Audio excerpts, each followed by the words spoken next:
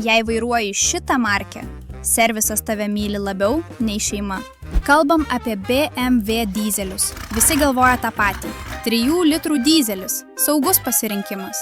Ir taip, pats variklis dažnai laiko, bet BMW problemos prasideda ne variklyje.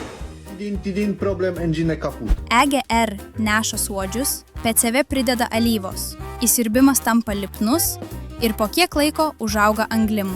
Gale dingsta, apsisukimai plaukioja, o limp mode ateina be kvietimo. Toliau, sūkurinės sklendės. Mažos detalės, bet jei užstringa ar sugenda, variklis pradeda trūkčioti. Gale gali dingti, o apsisukimai tapti netolygus. Važiavimas nebebus sklandus, kol problemos neišspręsi. O tada prasideda naujesnių BMW realybė. NOx, DPF, SCR, sistema ant sistemos. Trumpi važiavimai, nutrauktos regeneracijos ir patikimas dyzelis virsta klaidų fabriku. EGR išjungtas, DPF ištrauktas, čipas be logų, check engine išjungtas, o problemos paliktos kitam savininkui.